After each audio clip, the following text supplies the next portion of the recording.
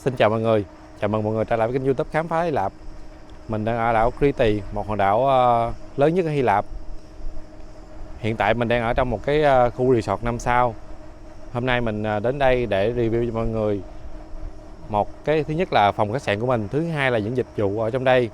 Sắp tới thì mình sẽ mở thêm những cái tour mới rất thích hợp cho gia đình đi nghỉ dưỡng, có những em nhỏ hay là người lớn tuổi thì có thể vui chơi ở trong cái khuôn viên khu resort này. Có những cái trò chơi như là công viên nước này nọ, hồ bơi này nọ, rồi ăn uống tất cả mọi thứ trong đây hết đầy đủ.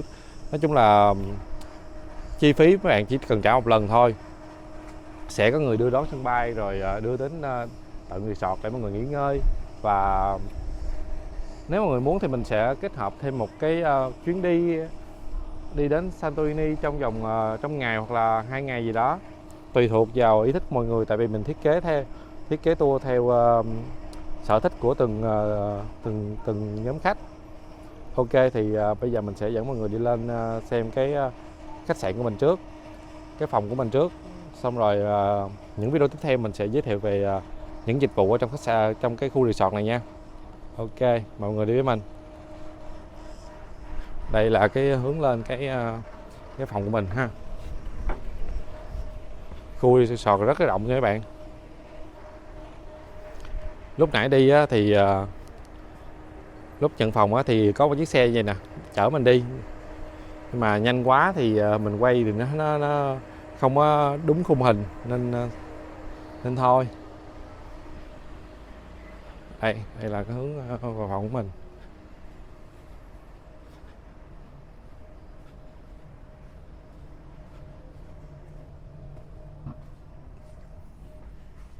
Khách sạn này có tổng cộng là 291 phòng nha các bạn, rất là rộng. Đây là cửa vào ha.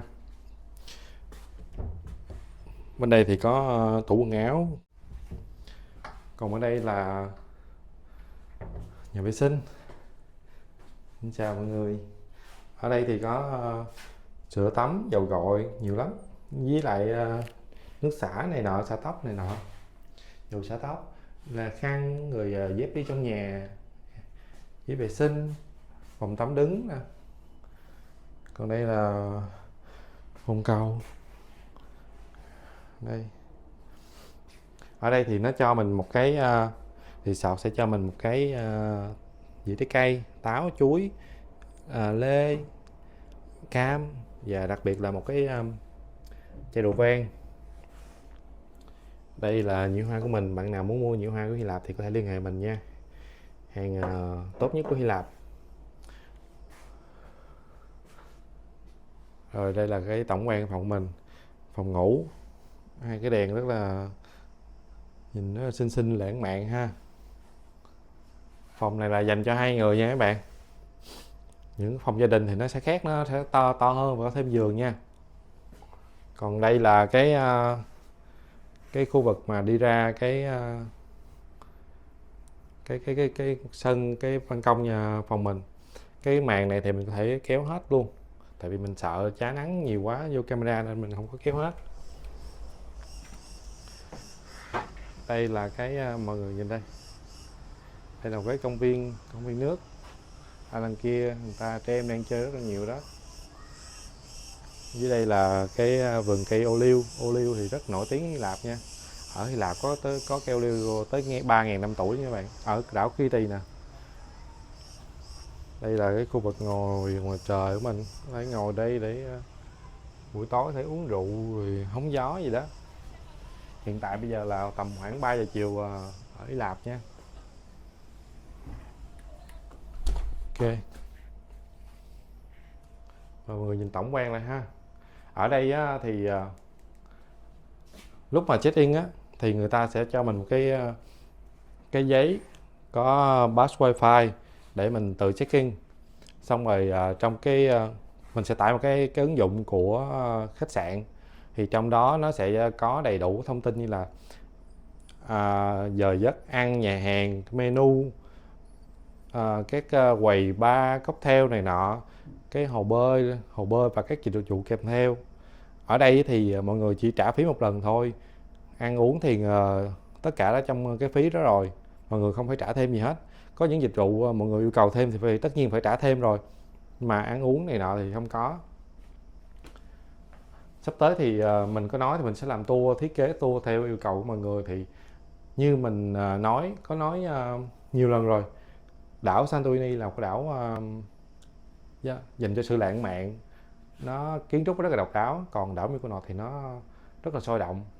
Còn cái hòn đảo này, Crete này á, thì là hòn đảo dành cho nghỉ dưỡng, dành cho gia đình để nghỉ dưỡng, rất là thích hợp cho nghỉ dưỡng cho trẻ em nè, người lớn tuổi nè. Cuộc sống mọi thứ ở trong đây thì sẽ gói gọn trong cái resort hết. Nói chung là ăn uống vui chơi gì cũng có hết ở đây hết. Phía sau mình á là một công viên nước, nó rất là lớn, rất là dài. Tại vì bây giờ mình quay là lúc 9 giờ mà 10 giờ nó mở cửa. Mình sẽ chèn thêm một cái video vô lúc mà mấy em nhỏ đang chơi đông đúc á.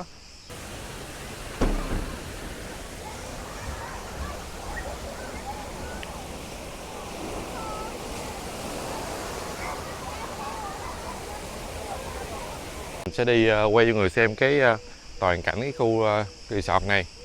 Đây là cái resort 5 sao nha. Đây là khu cái bãi đổ xe. Nó vòng qua tới bên kia luôn, vòng phía sau luôn, rất là rộng. Còn đây là cái lối đi bên hông của cái cổng resort, đi thẳng xuống dưới là thẳng ra biển luôn các bạn.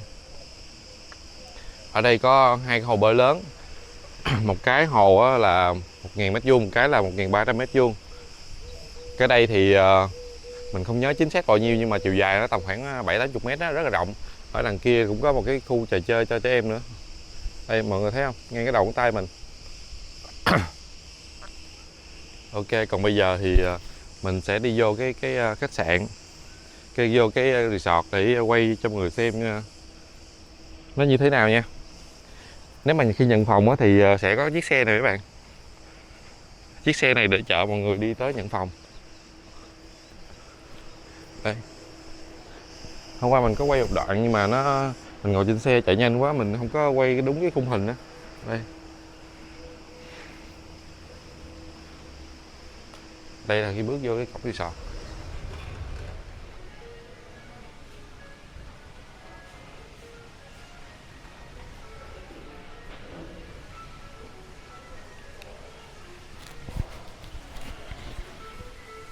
Đây là khu vực dành cho khách check-in hay là check-out gì đó, ngồi chờ rất là rộng.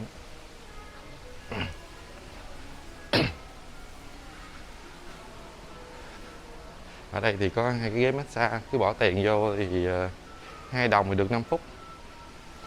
Còn đằng kia, lần đây là một cái quầy bar, mình có thể uống cocktail hay là bia gì đó, miễn phí nha.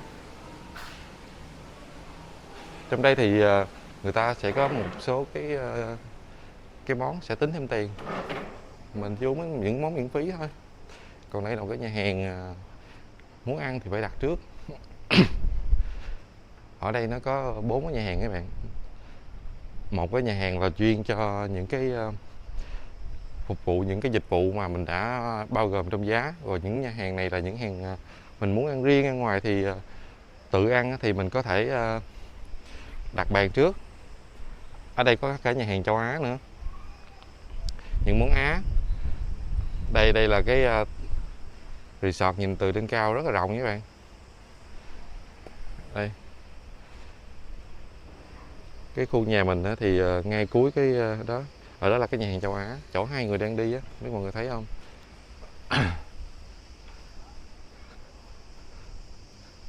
Bây giờ mình sẽ đi xuống.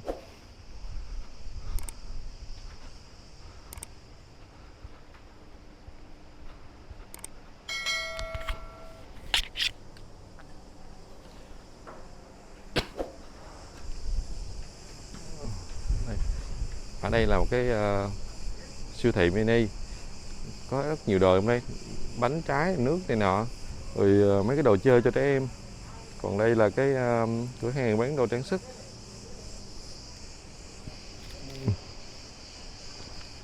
Cái chỗ mà cái cô mà đang vô á, là một cái nhà hàng để ăn sáng, ăn trưa, ăn tối.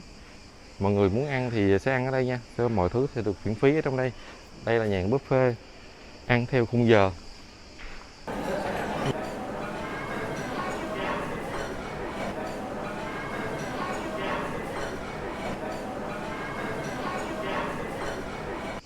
Mình á thì hồi lúc nãy mình ăn rồi nhưng mà mình không có tiện quay, tại vì ở trong đây người ta đang mùa dịch á, nên người ta rất là cẩn thận, kể vô phải đeo bao tay nè, phải đeo khẩu trang nè, gắp thức ăn phải đeo khẩu trang, nên mình không có thật sự, mình muốn giữ vệ sinh chung nên không có đi đến tận nơi để quay.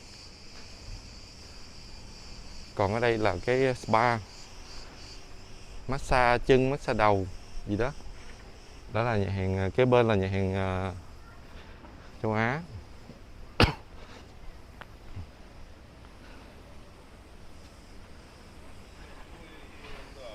Đi xuống đây là khu mấy cái quầy bar dưới hồ bơi, xong rồi có một cái nhà hát nhỏ nữa. Tối qua mình có quay được cái khúc mấy em nhỏ đang chơi đó, chơi đùa rất là vui, mình sẽ chèn vô luôn. Đây là lối xuống cái hồ bơi ha.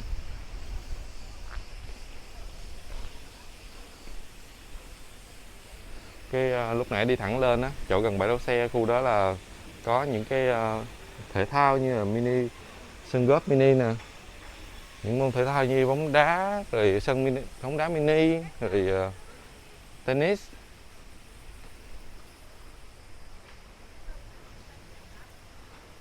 Đây mọi người thấy không, đây là cái khu vực mà hồ bơi đây.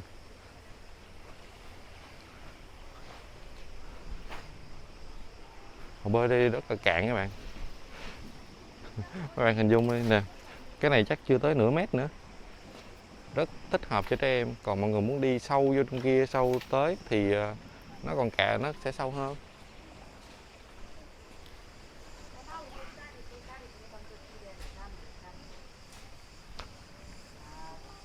Ở đây là những cái dãy phòng dành cho khách, tùy theo nhu cầu của khách mà có phòng đôi, phòng gia đình, phòng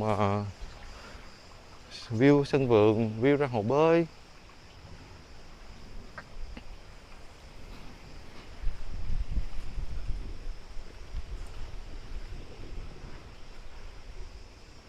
Đây mọi người thấy đẹp không? Rất là đẹp đúng không? Rất là rộng. Ở đây chỉ có một cái hồ bơi thôi nha bạn, ở đằng kia còn một cái nữa, rộng.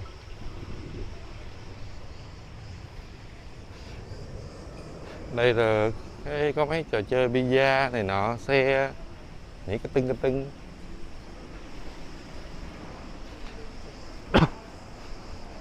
Ở đây là một cái quầy bar bán cà phê, cho cà phê nè, bia hay là nước gì đó cho khách bơi miễn phí luôn nha. Đây là trên tay mình là một cái vòng, khi mà đeo cái vòng này thì có cái vòng này thì mọi người sẽ được ăn uống miễn phí ở một số khu vực nhất định. Nói chung là 3 bữa rồi thêm bánh rồi này nọ, uống nước thoải mái.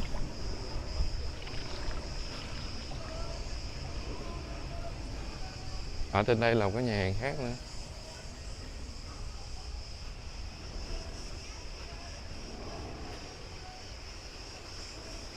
Mình đang quay vào buổi sáng mọi người, tại vì mọi người thấy khá là vắng đúng không? Tại vì buổi sáng mà 8 giờ, bây giờ là 9 giờ, người ta đang giờ ăn sáng là từ có 2 chỗ ăn sáng, một chỗ là từ 8 rưỡi tới 11 giờ, một chỗ là từ 7 giờ tới 10 giờ, 7 rưỡi tới 10 giờ. Còn đây là cái snack bar, thì ở đó thì mình có thể ăn kem nè, ăn waffle hay là những cái đồ ăn nhẹ ở đây. Khi nào mà hồ bơi mở cửa thì người ta mới mở cửa. Hồ bơi thì mở cửa rồi nhưng mà người ta vẫn đang ăn, người ta chưa xuống tắm. Xíu nữa thì mấy quầy nó sẽ mở cửa hết thôi. Mình quay buổi này á là vì thứ nhất nó vắng, nó dễ quay, thứ hai là không có nhiều trẻ em trong cái khung hình.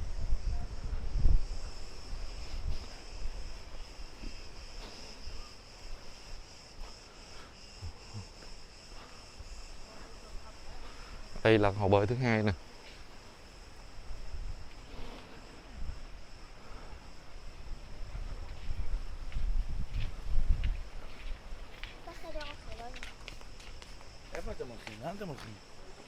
Đó mọi người thấy không? Hồ bơi rất là cạn luôn. Xong rồi nó sẽ kéo dài xa ra, kéo càng đi xuống dưới á, thì nó sẽ càng sâu.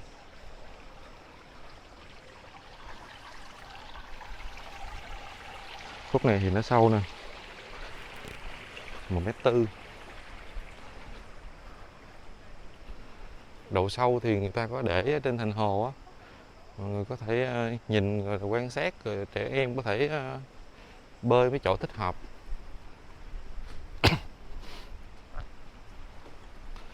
Mấy bạn tới khu resort này á, thì cần chỉ tới sân bay thôi là mình sẽ có xe tới đón mấy bạn, đi đến khách sạn nè, xong rồi ăn uống nghỉ ngơi. Và có thể nếu mọi người có yêu cầu thì sẽ có một ngày cho mọi người đi Santorini hoặc là 2 ngày gì đó, tùy theo yêu cầu của mọi người thôi. Resort rất là to, rất là rộng luôn. Không đơn giản là mình không phải vô tình mà mình chọn cái resort nào đó bạn. Cái gì cũng có lý do của nó. Đây là cái chỗ mà tắm lại mà sau khi tắm hồ bơi. Ở dưới đây thì cũng còn 2 cái khu hồ bơi nhỏ nữa.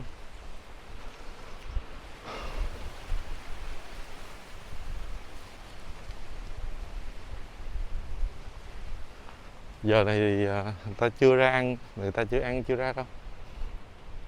Ở đi thẳng xuống dưới là biển. Mà không biết mọi người thấy cờ vàng vàng không? Là ngay chỗ đó là biển rồi. Gió rất là lớn. Ở đây là một cái nhà hát để tối để trẻ em tập trung vào đây chơi nè. Mình sẽ chèm cái video để hôm qua mình có quay.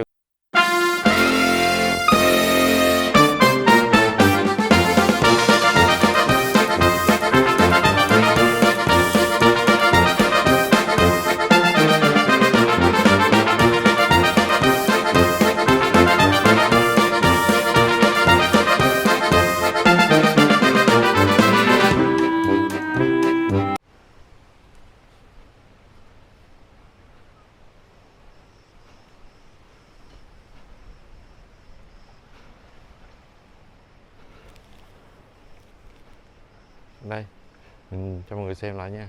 Ở đây là cũng có cái quầy bar nữa nè, cũng được miễn phí luôn ha. Ở đây có tổng cộng là 291 phòng, mỗi phòng từ 30 m² trở lên. Mọi người thấy không?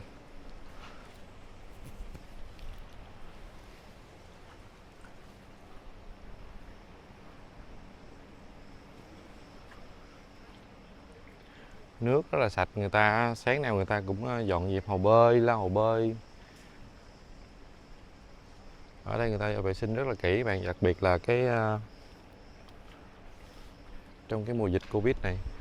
Ở đây thì có dịch vụ mà test Covid luôn, cho test nhanh và test PCR.